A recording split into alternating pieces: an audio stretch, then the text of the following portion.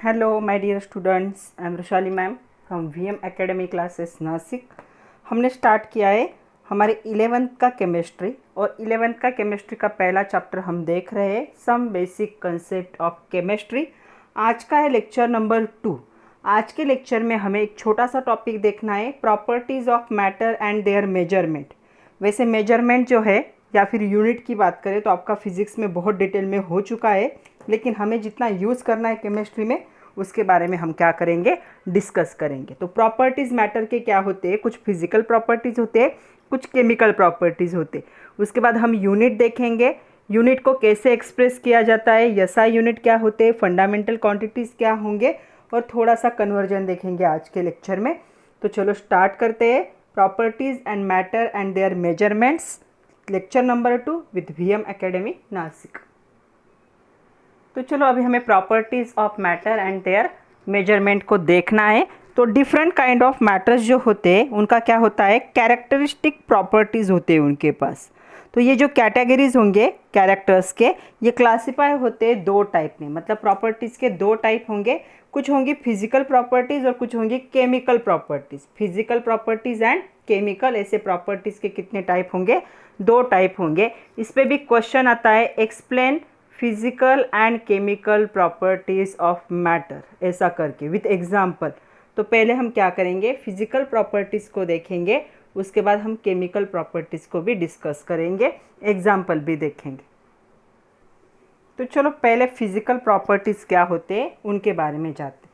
तो पहले मैं आपको बता दूं, जो प्रॉपर्टी हमें दूर से ही पता चलती, देखते ही जो प्रॉपर्टी पता चलेंगे उनको जनरली फिजिकल प्रॉपर्टी कहा जाता है। तो कैसे हो गए physical property, These are properties which can measured or observed without changing the identity or composition of substance। ऐसी प्रॉपर्टी जिनको मेजर करने के लिए जो सब्सटेंस होगा उसकी आइडेंटिटी चेंज करने की, मतलब उसे एक फॉर्म से दूसरे फॉर्म में कन्वर्ट करने की ज़रूरत नहीं पड़नी चाहिए, या उनका कंपोजिशन जो कंटेंट प्रेजेंट होता है उसे चेंज करने की ज़रूरत नहीं पड़नी चाहिए। ऐसे प्रॉपर्टी को हम क्या कहेंगे, फिजिकल प्रॉपर्टी। जो ऑब्जर्वेशन से पता चले, जहाँ हमें जो सब्सटेंस है उस सब्सटेंस पे कोई भी चेंज या कोई भी उस पर एक्सपेरिमेंट करने की ज़रूरत ना पड़े। तो ऐसे प्रॉपर्टी क्या होते हैं, तो ऐसे प्रॉपर्टी के एग्जाम्पल देखो क्या होंगे। तो पहला एग्जाम्पल है कलर। तो कलर पता है, कलर तो हमें दूर से ही पता चलता है कि कलर कौन सा है। तो कलर ऐसी प्रॉपर्टी है जो क्या है, फिजिकल प्रॉपर्टी है। कलर जब आइडेंटिफाई करते हैं, हम मेजर करते हैं, तब हमें सब्सटेंस की आइडेंटिटी या कंपोजिशन चेंज करने की ज़रूरत नहीं पड़ती। तो कलर क्या हो गई, फिजिकल प्रॉपर्टी। उसके बाद ओडर। ओडर मतलब स्मेल। तो जब हम किसी केमिकल को स्मेल करते हैं तभी उसका कंपोजिशन आइडेंटिटी चेंज नहीं होती। उसके बाद है मेल्टिंग पॉइंट। मेल्टिंग पॉइंट पता लगते वक्त भी ये चेंज नहीं होगा। उसके बाद है बॉइलिंग पॉइंट। बॉइलिंग पॉइंट भी इसका एग्जाम्पल है। And density. डेंसिटी क्या होता है, मास पर वॉल्यूम। तो डेंसिटी, तो ये ऐसे प्रॉपर्टीज़ है किसी भी सब्सटेंस के जिनको मेजर करने के लिए सब्सटेंस की आइडेंटिटी या कंपोजिशन को चेंज करने की ज़रूरत नहीं पड़ती। तो इन प्रॉपर्टी को हम क्या कहेंगे, फिजिकल प्रॉपर्टी। तो ये कुछ एग्जाम्पल है फिजिकल प्रॉपर्टीज़ की। चलो सेकंड देखते हैं, केमिकल प्रॉपर्टीज़ क्या होती है। तो केमिकल प्रॉपर्टीज़ में जनरली क्या होता है, सब्सटेंस का केमिकल कंपोजिशन चेंज होता है। तो हम लिख सकते हैं, these are the properties in which substance undergo change in chemical composition. उसके जो कॉन्स्टिट्यूएंट पार्टिकल है, जो एक्चुअल कंपोजिशन है, उसमें क्या हो सकता है, थोड़ा सा चेंजेस आ सकते, तभी केमिकल प्रॉपर्टी। तो केमिकल प्रॉपर्टी क्या इंक्लूड करते, reaction with acid, reaction with base, reaction with water, reaction with air. तो जब भी कोई सब्सटेंस किसी के साथ रिएक्ट होता है तो एक फॉर्म से दूसरे फॉर्म में क्या हो जाता है, कन्वर्ट होता है, मतलब केमिकल कंपोजिशन उसका क्या होगा, चेंज होगा। ऐसे प्रॉपर्टी को हम क्या कहेंगे, केमिकल प्रॉपर्टीज़। तो देखो केमिकल प्रॉपर्टीज़ का मैं आपको एग्जाम्पल बताती हूँ। सपोज कोल। कोल सबको पता है। तो ये कोल क्या करना है, एयर के साथ बर्न करना है। तो इसे क्या किया गया, एयर के प्रेजेंस में क्या किया गया, बर्न किया गया कोल को। तो इसे एयर के साथ जब बर्न कर किया गया तो इसका प्रोडक्ट क्या फॉर्म हुआ, कार्बन डाइऑक्साइड प्रोडक्ट फॉर्म हुआ। या फिर मैग्नीशियम की वायर जो आपके बुक में इसकी डायग्राम भी दी है। मैग्नीशियम की वायर जो होती है, जब आप इसे एयर में क्या करोगे, बर्न करोगे, तो ये भी क्या करती है यहाँ पे, in presence of oxygen air, मतलब ये क्या करेंगी, मैग्नीशियम ऑक्साइड क्या करेंगी, फॉर्म करेंगी। तो यहाँ पे MgO क्या होगा, फॉर्म होगा। तो इन दोनों कंडीशन में देखो क्या हुआ, पहले तो ये कोल के फॉर्म में था, जैसे ही एयर के साथ यहाँ पे रिएक्ट हुआ तो कोल का कंपोजिशन कन्वर्ट हो गया कार्बन डाइऑक्साइड में। मैग्नीशियम एक मेटालिक वायर थी, एयर मतलब ऑक्सीजन के प्रेजेंस में जब इसे बर्न किया गया तो ये कौन से फॉर्म में कन्वर्ट हो गई, मैग्नीशियम ऑक्साइड के फॉर्म में, तो इसका भी कंपोजिशन चेंज हो गया। तो ये दोनों कंडीशन क्या है, केमिकल प्रॉपर्टीज़। केमिकल प्रॉपर्टीज़ में जो सब्सटेंस होता है उसके केमिकल कंपोजिशन क्या हो जाता है, चेंज हो जाता है, उसे हम कहेंगे केमिकल प्रॉपर्टीज़। तो याद कैसे रखना है, फिजिकल प्रॉपर्टी में कोई भी चेंज नहीं होता, सब्सटेंस की आइडेंटिटी चेंज नहीं होती, केमिकल प्रॉपर्टीज़ में केमिकल कंपोजिशन में चेंजेस आते हैं। ये दोनों क्या है, इन दोनों भी मैटर के क्या है, प्रॉपर्टीज़। मैटर कुछ फिजिकल प्रॉपर्टीज़ दिखाएंगे, कुछ केमिकल प्रॉपर्टीज़ दिखाएंगे। तो चलो देखते हैं अभी कि इसे मेजर कैसे किया जाता है प्रॉपर्टीज़ को। क्वेश्चन आता है, how are properties of matter measured, कैसे मेजर करोगे। तो सबसे पहले जो मेजरमेंट है इन्वॉल्व करता है यहाँ पे कंपेयर करना पड़ेगा प्रॉपर्टी के, मैटर के प्रॉपर्टीज़ को किसी फिक्स स्टैंडर्ड के साथ, जो क्या है, रिप्रोड्यूसिबल हो या अनचेंजेबल हो, उसके साथ क्या करना पड़ेगा, कंपेयर करना पड़ेगा। मतलब अगर आपको किसी मैटर के प्रॉपर्टीज़ देखने, मेजर करने, तो उसे किसी स्टैंडर्ड के साथ क्या करोगे, यहाँ पे कंपेयर करोगे। जैसे अगर हमें फीवर आया, ये कैसे पता चलता है कि आइडियली कितना होना चाहिए, 98 फैराडे होना चाहिए। अगर 98 फैराडे के ऊपर चला जाता है तो हम क्या कहते हैं कि हमें फीवर है। तो इसका मीनिंग क्या हुआ, जो 98 फैराडे था वो क्या था, एक फिक्स स्टैंडर्ड था, उसके ऊपर चला गया तो फीवर है। या फिर हम जब हीमोग्लोबिन चेक करते हैं तो कैसे पता चलता है हमारा मतलब मेंटेन है या नहीं है। तो 12 क्या है, एक फिक्स स्टैंडर्ड है, उसके ऊपर चला गया तो अच्छी बात है, उसके नीचे आ गया तो मतलब आपका हीमोग्लोबिन क्या हो गया, कम हो गया। ऐसे क्या किया जाता है, प्रॉपर्टी जो होते हैं मैटर को, उनको कंपेयर किया जाता है किसी फिक्स स्टैंडर्ड के साथ। किसी की ब्लड शुगर है तो ब्लड शुगर का आइडियल कुछ तो होगा 200 समथिंग, अगर उसके ऊपर चली जाए 100 समथिंग, उसके ऊपर चली जाए तो क्या होगा, इसका मतलब क्या है, आपके ब्लड की शुगर बढ़ चुकी है। तो एक स्टैंडर्ड फिक्स होता है किसी भी प्रॉपर्टी का, किसी भी मैटर के प्रॉपर्टी का, उसके साथ क्या करना पड़ेगा, कंपेयर करना पड़ेगा। तो ये मेजरमेंट इन्वॉल्व करता है किसी अगर सब्सटेंस का, मैटर का आपको प्रॉपर्टीज़ या प्रॉपर्टीज़ को मेजर करना है, फिजिकल केमिकल प्रॉपर्टीज़ को, तो उसे कंपेयर करो स्टैंडर्ड के साथ। जैसे स्टैंडर्ड क्या होगा, मास होगा, लेंथ होगा, एरिया होगा, वॉल्यूम होगा, टाइम होगा, ये क्या है, स्टैंडर्ड है। तो ये प्रॉपर्टीज़ है जिनको स्टैंडर्ड माना जाता है, इनको हम मेजर कर सकते हैं, नेचर में भी मेजर कर सकते हैं, और इनको क्या है, जो क्वांटिटेटिव मेथड है उससे मेजर कर सकते हैं, या फिर इनके स्टैंडर्ड भी अवेलेबल है। तो ये जो यूनिट होंगे, ये यूनिट क्या होते हैं, ये क्या हुआ है, यूनिवर्सली क्या किए गए, एक्सेप्टेड स्टैंडर्ड यूनिट होते। जैसे length of the classroom can be expressed as a 10 metre इतनी। तो क्या है, ये 10 क्या हो गया, एक नंबर हो गया, मीटर क्या हो गया, उसका यूनिट हो गया लेंथ का। तो किसी क्लासरूम की अगर लेंथ मेजर की तो पता चला कि 10 मीटर में लेंथ है, लॉन्ग उतना है 10 मीटर।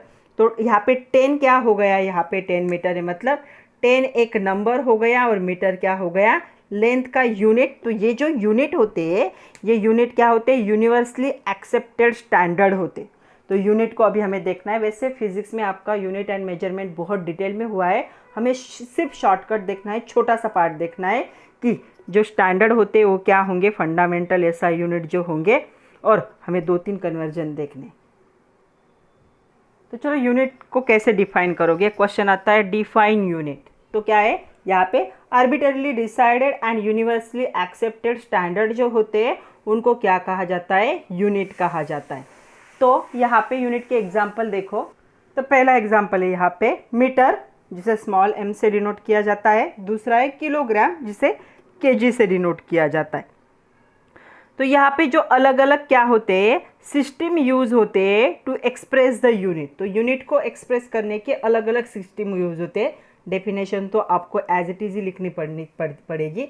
हमेशा याद रखना है फिज़िक्स और केमिस्ट्री, चाहे फिज़िक्स केमिस्ट्री और साइंस में क्या है, आपको डेफिनेशन, लॉज जो होते हैं, फिर प्रिंसिपल्स जो होंगे उनको एज इट इज़ लिखना है, उसमें आप अपने लैंग्वेज में चेंजेस नहीं कर सकते। तो जो आपके बुक में दिया है वैसे एज इट इज़ लिखना है। तो अभी हमें देखना है कि कौन से सिस्टम्स क्या होते हैं, यूज़ होते। तो यूनिट को एक्सप्रेस करने के लिए, so unit are expressed in various system. तो अलग अलग सिस्टम में से पहला सिस्टम है, इसे कहा जाता है CGS। ये क्या होता है, यहाँ पे अच्छी तरह से समझ लो, सेंटीमीटर फॉर लेंथ होगा यहाँ पे। मतलब अगर लेंथ क्या होगी, सेंटीमीटर में होगी, यहाँ पे ग्राम फॉर मास। मास मतलब केमिस्ट्री में अभी मास और वेट का मीनिंग सेम होगा। And second for time, time अगर होगा तो किसमें, यहाँ पे सेकंड में क्या किया जाएगा, मेजर किया जाएगा। पहला यूनिट है CGS। तो CGS सिस्टम में इसका मीनिंग क्या है, CGS, सेंटीमीटर लेंथ के लिए, उसके बाद ग्राम मास के लिए, और सेकंड टाइम के लिए। दूसरा देखो यहाँ पे यूनिट जो है वो होता है, यहाँ पे क्या होगा, MKS। MKS में क्या होगा, यहाँ पे जो लेंथ होगी, लेंथ के लिए क्या हो जाएगा, मीटर, किसके लिए, लेंथ के लिए, ओके, किलोग्राम किसके लिए, मास के लिए। एंड यहाँ पे टाइम हमेशा याद रखना है, टाइम सेकंड में ही होता है, सेकंड फॉर टाइम। ये दूसरी सिस्टम हो गई, MKS सिस्टम कहा जाता है। तीसरी जो सिस्टम है यहाँ पे, इस तीसरी सिस्टम को कहा जाता है यहाँ पे FPS। ये ज़्यादा यूज़ नहीं होती इसलिए इतनी वेल नोन नहीं है, लेकिन ये भी एक सिस्टम है, इसे भी क्या किया जाता है, यूज़ किया जाता है। तो यहाँ पे क्या होगा, इसका मीनिंग क्या होगा, किसका, तो यहाँ पे क्या होगा, जो लेंथ होगी, लेंथ क्या होगी, फुट में होगी। तो ये फुट में होगी लेंथ। उसके बाद यहाँ पे जो वेट होगा ये क्या होगा, पाउंड में होगा। मास मतलब केमिस्ट्री में वेट और मास सेम ही होते, पाउंड में होगा। और टाइम तो हमेशा सेकंड में ही होता है, तो सेकंड फॉर टाइम। तो ये FPS सिस्टम, ये MKS सिस्टम। तो यहाँ पे 3 सिस्टम है। क्वेश्चन आता है, what are the various system in which unit are express. तो यूनिट को एक्सप्रेस करने की ये 3 सिस्टम है। सबसे पहला है CGS, MKS and the FPS। तो चलो अभी SI यूनिट क्या है इसे देखते हैं। इस पे भी क्वेश्चन आता है, what are SI unit, name the fundamental SI unit. तो SI यूनिट जो है ये क्या है, 1960 में एक कॉन्फ्रेंस हुई थी, general conference of weight and the measure proposed. उन्होंने रिवाइज किया था मैट्रिक्स सिस्टम को। तो उससे पहले मैट्रिक्स सिस्टम चलती थी, उसे थोड़ा सा रिवाइज किया, उसे क्या नाम दिया, इंटरनेशनल सिस्टम ऑफ यूनिट। तो इंटरनेशनल सिस्टम ऑफ यूनिट को ही क्या कहा जाता है, SI सिस्टम। SI ये ना फ्रेंच से आया हुआ नाम है, तो फ्रेंच में जो इंटरनेशनल सिस्टम को कहा गया उसका शॉर्ट फॉर्म क्या है, SI सिस्टम। तो 1960 के कॉन्फ्रेंस में जो प्रपोज किया गया और रिवाइज किया गया वेट और मेजर के जो प्रोपोर्शन होते हैं उनको, उसे क्या कहा जाता है, SI सिस्टम। और SI सिस्टम बहुत ही इम्पॉर्टेंट है। तो यहाँ पे 7 फंडामेंटल SI यूनिट क्या होते हैं, प्रेजेंट होते हैं। ये बहुत इंपॉर्टेंट है, MCQ point. How many fundamental SI unit, तो कितने होते हैं, 7 होते हैं। तो ये हमें पता है, तो इन 7 यूनिट को अभी हमें देखना है। तो चलो अभी हमें क्या करना है, इन SI यूनिट को देखना है। 7 फंडामेंटल जो है उनको हम क्या करेंगे, देखेंगे। तो यहाँ पे देखो ये क्या है, बेस फिजिकल क्वांटिटीज़। तो इनको 7 फंडामेंटल कह सकते हो। नंबर करोगे तो 7 आएगा, 1 2 3 4 5 6 and 7। These are 7 fundamental SI units. तो अभी इनका हमें सिंबल देखना है और इनका SI यूनिट क्या होता है वो देखना है। तो इसका सिंबल होता है स्मॉल m होता है, और यूनिट स्मॉल m में मतलब क्या होगा यहाँ पे मीटर होगा। दूसरा मास है, तो मास का क्या होगा यहाँ पे सिंबल केजी होता है और यूनिट क्या होगा यहाँ पे किलोग्राम होगा। तीसरा टाइम का यहाँ पे क्या होगा स्मॉल एस से दिखाते हैं, क्या होगा सेकंड होता है उसका फुल फॉर्म। टेम्परेचर यहाँ पे कैपिटल के से दिखाते हैं, क्या होगा केल्विन होगा टेम्परेचर। ये कन्वर्जन भी देखने। अमाउंट ऑफ सब्सटेंस जो होता है, ये अमाउंट ऑफ सब्सटेंस को MOL लिखा जाता है, क्या होगा इसका SI यूनिट मोल होगा। तो मोल को भी हमें इसी चैप्टर में देखना है। यहाँ पे इलेक्ट्रिक करंट को कैपिटल A से दिखाते हैं और ये क्या होता है एम्पियर होगा कैपिटल A। एंड जो ल्यूमिनस इंटेंसिटी होती है इसे CD से दिखाते हैं स्मॉल CD, और इसे क्या कहा जाता है ये होता है कैंडेला। तो ये 7 क्या है फंडामेंटल SI यूनिट है, ये उनके सिंबल हो गए और ये उनका क्या हो गया SI यूनिट। इस पे हमेशा क्वेश्चन आता है। तो इसके अलावा जो भी हमारे पास यहाँ पे यूनिट प्रेजेंट है तो उसके बारे में हम लिख सकते हैं unit for other quantities such as speed, volume, density, इन सबको इन 7 से क्या किया गया है डिराइव। तो ये 7 बेसिक है, बाकी जितने भी हम यूनिट यूज करते हैं ये सारे इनसे क्या किए गए डिराइव किए गए। तो ये है 7 फंडामेंटल यूनिट। इस पे क्वेश्चन है आपके एक्सरसाइज में, what is the SI unit of amount of substance. तो अमाउंट ऑफ सब्सटेंस का SI यूनिट क्या होगा मोल होगा और इसका सिंबल क्या होगा MOL। फिर एक क्वेश्चन है what is the basic unit of mass in SI system. तो मास का SI सिस्टम में क्या होगा किलोग्राम, जिसका सिंबल क्या होगा kg। फिर से एक क्वेश्चन आता है नेम द फॉलोइंग करके, full form of CGS system क्या है centimetre, gram, second. Full name of FPS क्या है foot, pound, second. The SI unit length, length के लिए SI यूनिट क्या है ये होता है मीटर, स्मॉल m से डिनोट किया जाता है। Then symbol used for the candela unit, candela unit के लिए कौन सा सिंबल यूज होगा CD। Then SI unit of temperature, temperature का SI यूनिट क्या होगा केल्विन, जिसे कैपिटल K से क्या किया जाता है डिनोट किया जाता है। SI unit of electric current क्या है इलेक्ट्रिक करंट का SI यूनिट ये है यहाँ पे एम्पियर और इसे डिनोट किया जाता है कैपिटल A से। तो यहाँ पे जो SI यूनिट है ये 7 बेसिक है, इनसे अदर क्या होते हैं यहाँ पे अदर यूनिट को इनसे क्या किया जाता है डिराइव किया जाता है। तो चलो अभी एक क्वेश्चन है, the mass of the body is more fundamental property than the weight. अभी मास और वेट ऑलमोस्ट सेम होता है लेकिन एक किसी बॉडी के लिए कहा गया है, बॉडी मतलब ऐसे समझ लो ह्यूमन बॉडी। तो क्या होता है जो मास होता है, तो मास क्या होगा ये एक प्रॉपर्टी किसी भी मैटर की जिसमें क्वांटिटी जो होती है मैटर की मतलब जो बॉडी होगी उसकी क्या की जाएगी सिर्फ क्वांटिटी मेजर होगी। तो क्वांटिटी मास में क्या होती है क्वांटिटी मेजर होती है किसी भी बॉडी की। तो mass of body does not vary with respect to the position, तो ये पोजीशन के साथ वैरी नहीं होगा मास जो होता है, तो पोजीशन के साथ ये वैरी नहीं होगा, क्रॉस का मीनिंग होगा वैरी नहीं होगा। तो मास क्या है एक क्वांटिटी है किसी मैटर की, जो बॉडी मैटर है उसकी, जो पोजीशन के साथ वैरी नहीं होता है, तो ये हो गया मास। दूसरे साइड में हम बात करें वेट की, तो किसी भी बॉडी का जो वेट होता है ये क्या होता है मास और ग्रेविटेशनल अट्रैक्शन का क्या होता है कॉम्बिनेशन होता है। तो मास और मास के साथ कितना ग्रेविटेशनल क्या है यहाँ पे अट्रैक्शन है, इन दोनों पे किसी का वेट क्या होता है डिपेंड होता है। तो वेट वैरी होगा, जहाँ पे ग्रेविटेशनल अट्रैक्शन ज़्यादा होगा वहाँ पे वेट ज़्यादा होगा, जहाँ पे ग्रेविटेशनल अट्रैक्शन कम होगा वहाँ पे वेट क्या होगा कम होगा। तो यहाँ पे जो है ये दोनों प्रॉपर्टीज़ एक दूसरे से क्या है डिफरेंट होती।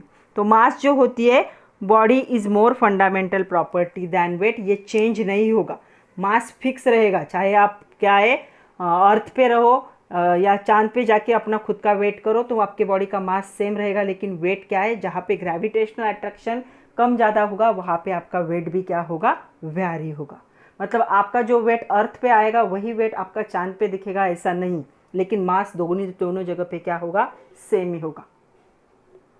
तो चलो एक एक प्रॉपर्टी को अभी देखते हैं। अभी हमने जो डिस्कशन किया मास और वेट का ही डिस्कशन था, जो क्वेश्चन था उसी से रिलेटेड था कि मास क्या है, more fundamental property than weight, क्योंकि मास क्या होता है, एक बेसिक क्या है, बेसिक क्या होगा, प्रॉपर्टी होगा किसी भी मैटर का, और वेट क्या होता है, ग्रेविटेशनल फोर्स के साथ क्या होगा, चेंज होगा। अभी हमें पता है कि जो एसआई यूनिट होगा मास का वो क्या होता है, यहाँ पे किलोग्राम होता है। तो अभी हमने चार्ट देखा उसमें भी हमने देखा, तो ये किलोग्राम होगा। ये ग्राम से कैसे रिलेटेड होगा, किलोग्राम इज इक्वल टू ग्राम, ये कैसे रिलेटेड होगा, तो ये हमें जनरली पता है 1 किलोग्राम इज इक्वल टू क्या होता है, 1000 क्या होगा, ग्राम होगा। इसी का मीनिंग क्या होता है, 10⁻³ ग्राम। तो क्या किया, यहाँ पे एक पॉइंट दिया, पॉइंट के बाद कितने जीरो थे, 1 2 3। जब हम इस साइड में जाते हैं तो क्या आता है, रेज़ टू पॉजिटिव साइन, लेकिन पॉजिटिव साइन हम लिखते नहीं, तो हमें एक्सपोनेंट भी देखने हैं सेकंड चैप्टर में हमारे, तब मैं आप लोगों को अच्छे से एक्सप्लेन करूंगी। तो 1000 का मीनिंग क्या होता है, 10⁻³ ग्राम। तो ग्राम को यूज़ किया जाता है स्मॉल क्वांटिटीज़ की वेट के लिए, जैसे केमिकल हम लैबोरेटरी में मेजर करते हैं इसे, और भी मिलीग्राम में भी यूज़ किया जाता है, कभी कभी हम लैब में मिलीग्राम भी यूज़ करते हैं। तो 1 मिलीग्राम इज इक्वल टू क्या होगा, यहाँ पे 1000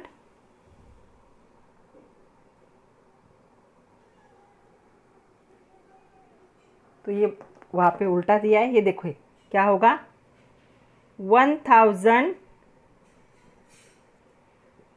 मिलीग्राम जो होगा उसका मीनिंग क्या होगा, 1 ग्राम। सो 1 ग्राम इज इक्वल टू क्या होगा, 1000 मिलीग्राम। तो कभी कभी मिलीग्राम में भी दिया जाता है, तो मिलीग्राम में दिया हुआ होगा, तो ये क्या होगा, रिलेशन। बट मोस्टली हमें मिलीग्राम नहीं यूज़ करना है, हमें यूज़ करना है दिस वन। तो आपको याद रखना है 1 किलोग्राम इज इक्वल टू 1000 ग्राम या 10⁻³ ग्राम। कभी कभी यहाँ पे फ्रैक्शन यूनिट भी क्या होते हैं, यूज़ होते। तो फ्रैक्शन यूनिट क्या होंगे, कुछ प्रॉपर्टीज़ होंगे, जैसे एटॉमिक रेडियस है, बॉन्ड लेंथ है, वेवलेंथ ऑफ मैग्नेटिक रेडिएशन है, ये बहुत ही ज़्यादा स्मॉल क्वांटिटीज़ होती है। तो यहाँ पे जो फ्रैक्शन यूनिट होते हैं एसआई यूनिट लेंथ के लिए, उनमें वो एक्सप्रेस होती है क्योंकि बहुत स्मॉल क्वांटिटी। तो जो फ्रैक्शनल यूनिट होंगे, तो एसआई यूनिट ही है बट फ्रैक्शनल वाले होंगे। तो मैं यहाँ पे एसआई यूनिट ही लिख रही हूँ मास और वेट के, लेकिन क्या होंगे, फ्रैक्शन में होंगे, फ्रैक्शनल, बहुत स्मॉल। एटम हमें आंखों से दिखता नहीं, उसकी रेडियस हमें क्या दिखेगी, ओके। बॉन्ड जो छोटे छोटे बॉन्ड होते हैं, बॉन्ड की लेंथ हमें कहाँ दिखेगी, जो वेवलेंथ होती है इलेक्ट्रोमैग्नेटिक रेडिएशन की, वो हमें आंखों से दिख ही नहीं सकता, बहुत स्मॉल क्वांटिटीज़ होती है। इसीलिए फ्रैक्शनल में कौन से यूज़ होते हैं, देखो यहाँ पे जो फ्रैक्शनल यूनिट होंगे एसआई यूनिट, वो सबसे पहला होता है एनएम कहा जाता है इसे, इसका नाम होगा नैनोमीटर। तो नैनो टेक्नोलॉजी सुना होगा आपने, तो ये होता है नैनोमीटर। दूसरा होता है पीएम, हमें बहुत बार यूज़ करना है, इसे कहा जाता है पिकोमीटर। तो जो बॉन्ड लेंथ होती है केमिस्ट्री में मोस्टली क्या होती है, पिकोमीटर में होती है या फिर नैनोमीटर में होती है। तो ये भी फ्रैक्शनल यूनिट है, इनको भी हमें क्या करना है, यूज़ करना है जब हम न्यूमेरिकल सॉल्व करेंगे तब। तो यहाँ पे मैं आप लोगों को और एक बता दूँ, रिलेशन बहुत इंपॉर्टेंट है, स्टार करके रखो। 1 नैनोमीटर इज इक्वल टू होता है 10⁻⁹ मीटर। हमें 11 12 दोनों जगह पे इसे यूज़ करना है, तो ये होगा 10⁻⁹ मीटर होगा। और 1 पिकोमीटर इज इक्वल टू होता है 10⁻² मीटर। तो ये आपको क्या करना है, यहाँ पे याद रखना है, -2 नहीं, -12। तो ये -12, तो ये याद रखो। 1 नैनोमीटर मतलब 10⁻⁹ मीटर, एंड 1 पिकोमीटर मतलब नैनोमीटर से भी छोटा यूनिट है पिकोमीटर, कितना होगा 10⁻⁻12 मीटर। ये क्या होगा इसका रिलेशन, ये पहली प्रॉपर्टी थी मास एंड वेट। अभी हमें वॉल्यूम देखना है, तो चलो देखते हैं वॉल्यूम। क्वेश्चन आता है डिफाइन वॉल्यूम, तो क्या होगा, volume is the amount of space occupied by 3 dimensional object. जो 3 डायमेंशनल ऑब्जेक्ट होता है वो कितना स्पेस ऑक्युपाई करेगा, उसका अमाउंट, उसे क्या कहा जाएगा, volume. It is not depend on the shape, किसी भी मटेरियल का या किसी भी कंटेनर के शेप पे ये वॉल्यूम डिपेंड नहीं होता। तो ये किस पे डिपेंड होता है कि जो अमाउंट है सब्सटेंस का वो कितना स्पेस ऑक्यूपाई कर रहा है 3 डायमेंशन में, उसे क्या कहोगे, वॉल्यूम। तो यहाँ पे जो कॉमन यूनिट यूज़ होता है for measurement of volume of liquid and gas, तो measurement of liquid and gas और लिक्विड के लिए जो यूज़ होगा गैसेस के लिए वो होता है लीटर।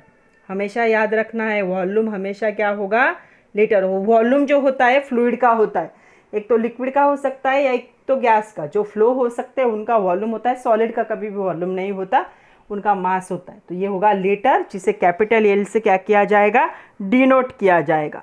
तो यहाँ पे जो एसआई यूनिट होगा वॉल्यूम का, एसआई यूनिट क्या होगा यहाँ पे, वो होता है मीटर क्यूब। मीटर क्यूब जिसे ऐसे लिखा जाता है स्मॉल m⁻³ तो मीटर क्यूब क्या होगा इसका, ये क्या है, एसआई यूनिट है। तो SI unit for the volume is metre cube, इतना होगा। तो आपकी बुक में एक छोटी डायग्राम देखिए, उन्होंने मीटर क्यूब कैसे आता है उसे भी एक्सप्लेन किया है, पेज नंबर 4 पे, आप वहाँ से भी देख सकते हो। तो ये जो वॉल्यूम होता है, इस वॉल्यूम को मेजर करने के लिए कुछ एपरेटस लैब में यूज़ होते, तो एपरेटस को यूज़ किया जाता है क्योंकि वॉल्यूम फ्लूइड का है, फ्लूइड फ्लो हो सकते, तो इनको मेजर करने के लिए कुछ एपरेटस यूज़ होते हैं। जब आप 11th के लैब में जाओगे आपके, तब आपको ये एपरेटस देखने को मिलेंगे। तो एक होता है सिलेंडर, मेजरिंग सिलेंडर भी कहा जाता है इसे। दूसरा होता है यहाँ पे ब्यूरेट होती है, तो ब्यूरेट जनरली क्या होती है, टाइट्रेशन में यूज़ होती है। और एक पिपेट होती है, इससे आप क्या है, पिपेट आउट, माउथ से क्या कर सकते हो, सक कर सकते हो केमिकल को। तो मेजरिंग सिलेंडर पता होगा सबको, उस पर क्या होते हैं, ऐसे मेजर होते हैं। ब्यूरेट क्या होगा, ऐसे सिलेंड्रिकल होगा और यहाँ पे इसे टिप होगा, यहाँ से लिक्विड, और इसमें भी क्या होते हैं, मेजरमेंट होते हैं। पिपेट एक स्मॉल ऐसा कंटेनर होता है, यहाँ पे उसका टिप होता है और यहाँ से आप सक कर सकते हो। ये जो ब्यूरेट होती है, यहाँ से इसे आपको क्लोज भी कर सकते हो। तो ये सारे एपरेटस आप लैब में जाओगे तो आपको देखने को मिलेंगे। वैसे आपके टेक्स्ट बुक में भी शायद है, पेज नंबर भी बता देती हूँ मैं आप लोगों को। हाँ यस, पेज नंबर है आपका 4 नंबर के पेज नंबर पे सारे एपरेटस दिखाए। नेक्स्ट ऐसा भी आता है, वॉल्यूमेट्रिक फ्लास्क जो होता है उसका यूज़ क्या होगा लैब में। तो वॉल्यूमेट्रिक फ्लास्क देखो, ऐसे स्ट्रक्चर वाला एपरेटस होता है, एक राउंड बॉटम होगा और इसे यहाँ पे एक मार्क होता है, ऊपर से उसे आप ऐसे क्लोज भी कर सकते हो। तो ये वॉल्यूमेट्रिक फ्लास्क होता है। तो वॉल्यूमेट्रिक फ्लास्क का जो यूज़ है लैबोरेटरी में, वो होता है to prepare the known volume of the solution. तो जो सॉल्यूशन है उसका नोन वॉल्यूम प्रिपेयर करने के लिए, मतलब सॉल्यूशन प्रिपेयर करने में इसे क्या किया जाता है, यूज़ किया जाता है। इसका नाम क्या होगा, इसका नाम होगा वॉल्यूमेट्रिक फ्लास्क। इसे भी यूज़ किया जाता है टू प्रिपेयर द सॉल्यूशन।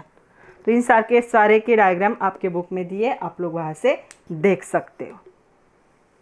तो नेक्स्ट देखो डेंसिटी। वैसे हम लेंथ भी देख चुके हैं, नैनोमीटर पिकोमीटर क्या थे, लेंथ ही थे। यहाँ पे देखो अभी डेंसिटी क्या होगा, यहाँ पे density of substance, it is the mass per unit volume. तो ये क्या है, एक कैरेक्टरिस्टिक प्रॉपर्टी होती किसी भी सब्सटेंस की। इसे डिटरमाइन किया जा सकता है लैबोरेटरी में by measure both mass and volume. अगर दोनों पता है तो आप इसके सैंपल की डेंसिटी निकाल सकते हो। तो ये डेंसिटी कैसे कैलकुलेट की जाती है, by dividing mass by the volume. तो मास अपॉन वॉल्यूम क्या होगा यहाँ पे, ये क्या होगी, डेंसिटी। अगर यूनिट की बात करें तो मास का जो एसआई यूनिट होता है किलोग्राम, और वॉल्यूम जो होता है वो होता है मीटर क्यूब। तो एसआई यूनिट जो होगा डेंसिटी का क्या होगा, किलोग्राम पर मीटर क्यूब। इसे ऐसे भी लिखा जाता है, किलोग्राम पर मीटर क्यूब। तो दोनों वे से इसे लिखा जाएगा। ये क्या हो गया इसका एसआई यूनिट। अभी इसका सीजीएस यूनिट निकाले तो क्या आएगा, इसका सीजीएस यूनिट आएगा ग्राम पर सेंटीमीटर क्यूब। तो ये क्या हो गया इसका सीजीएस यूनिट में क्या हो जाएगा, ये यहाँ पे। तो सीजीएस में क्या होगा, ये जो मास होता है ग्राम में होगा और जो वॉल्यूम होगा सेंटीमीटर क्यूब में होगा। तो इसीलिए क्या होगा, तो आपको ये दोनों भी याद रखने, this one and this one. SI unit होगा KG per metre cube and CGS unit होगा ग्राम पर मीटर क्यूब। तो ये था डेंसिटी। नेक्स्ट है टेम्परेचर। टेम्परेचर को कैसे मेजर किया जाता है, देखो यहाँ पे टेम्परेचर होता है, सबसे पहले होगा यहाँ पे डिग्री सेल्सियस, ओके, फिर आएगा डिग्री फ़ारेनहाइट और फिर केल्विन। तो यहाँ पे कॉमन स्केल जो है टेम्परेचर के मेजरमेंट के 3 होते हैं, एक होता है डिग्री सेल्सियस, दूसरा होता है डिग्री फ़ारेनहाइट, तीसरा होता है केल्विन। तो ये जो टेम्परेचर है फ़ारेनहाइट स्केल और correspond to 0 degree Celsius and 100 degree Celsius क्या होगा। तो यहाँ पे 0 डिग्री सेल्सियस मतलब क्या होता है, यहाँ पे 32 डिग्री फ़ारेनहाइट होता है, और यहाँ पे 100 डिग्री सेल्सियस का मीनिंग क्या होगा, यहाँ पे 212 डिग्री फ़ारेनहाइट। तो ये भी आपको पता होना चाहिए कि 0 में और 100 में इन दोनों का क्या होगा रिलेशन। तो आप लोगों ने थर्मामीटर तो देखा ही होगा, तो थर्मामीटर यूज़ किया जाता है टू मेजर द टेम्परेचर। तो अभी इनके रिलेशनशिप हमें देखने हैं, तो रिलेशनशिप के लिए एक फार्मूला है, वो फार्मूला भी हम देख लेते हैं। तो एक ने एक्चुअल 2 फार्मूले, तो देखो पहला फार्मूला क्या है, तो यहाँ पे degree Fahrenheit is equal to 9/5 degree Celsius, आपकी जो भी डिग्री सेल्सियस की वैल्यू वहाँ यहाँ पे पुट करोगे +32, इसे याद रखो। अगर केल्विन में कन्वर्ट करना है डिग्री सेल्सियस को, तो डिग्री सेल्सियस में 273.15 अगर ऐड कर दोगे तो आपका डिग्री सेल्सियस क्या होगा, केल्विन में कन्वर्ट हो जाएगा। तो ये 2 क्या है यहाँ पे एक्सप्रेशन है, जो रिलेशन दिखाएंगे, पहला दिखाता है डिग्री फ़ारेनहाइट और डिग्री सेल्सियस का, दूसरा दिखाएगा केल्विन और डिग्री सेल्सियस का। तो ये दोनों भी बहुत इंपॉर्टेंट है, एमसीक्यू में हमेशा आने वाला क्वेश्चन इसी पे आता है। तो चलो अभी हमें थोड़े से कन्वर्जन देखने हैं, तो कन्वर्जन को भी देख लेते हैं। पहला क्वेश्चन है, आपकी एक्सरसाइज की क्वेश्चन है ये। पहला क्वेश्चन है convert following degree Celsius temperature two degree Fahrenheit. तो डिग्री सेल्सियस को आपको क्या करना है, डिग्री फ़ारेनहाइट में क्या करना है, कन्वर्ट करना है। पहला उन्होंने दिया है 40 डिग्री सेल्सियस, तो चलो डिग्री फ़ारेनहाइट का फॉर्मूला क्या है, 9/5 डिग्री सेल्सियस +32, मतलब क्या हो जाएगा यहाँ पे 9/5 इंटू 40 +32, राइट। 40 क्या है, आपका डिग्री सेल्सियस का वैल्यू है ना, तो यहाँ पे पुट किया, तो ये आपको क्या मिला, 72 + 32 मीन्स 104 डिग्री फ़ारेनहाइट। तो हम लिख सकते हैं 40 degree Celsius is equal to 104 degree Fahrenheit. ये क्या हो गया, कन्वर्जन। यहाँ पे इसे कैंसिल कर दो, इसके साथ मल्टीप्लाई कर लो, तो ये आप लोगों को आ जाएगा, यहाँ पे 8 होगा, उसके बाद 8 9 = 72, 32 ऐड कर दोगे। सेकंड कन्वर्जन देखो, आपको करना है 30 डिग्री सेल्सियस को is equal to how much degree Fahrenheit. तो कैसे कैलकुलेट करोगे, यहाँ पे degree Fahrenheit is equal to 9/5 into 30, यहाँ पे ऐड कर दोगे 32, तो यहाँ पे ये 54 हो जाएगा +32, आंसर आएगा 86 डिग्री फ़ारेनहाइट। मतलब 30 degree Celsius is equal to कितना होगा, 86 डिग्री फ़ारेनहाइट इतना होगा,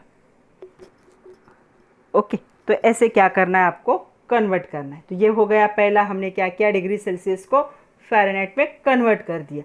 दूसरा कन्वर्जन क्या पूछा है उन्होंने, देखो दूसरा उन्होंने पूछा है यहाँ पे convert the following degree Fahrenheit into degree Celsius. Degree Fahrenheit को क्या करना है, आपको अभी डिग्री सेल्सियस में कन्वर्ट करना है। तो देखो पहला उन्होंने दिया है 50 डिग्री फ़ारेनहाइट, तो डिग्री फ़ारेनहाइट की वैल्यू 50 है, 9/5 डिग्री सेल्सियस +32, ये 32 इस साइड में प्लस है, उस साइड में जाके क्या हो जाएगा, माइनस होगा। ये 9 मल्टीप्लाई डिवाइड हो जाएगा, ये 5 डिवाइड है मल्टीप्लाई हो जाएगा।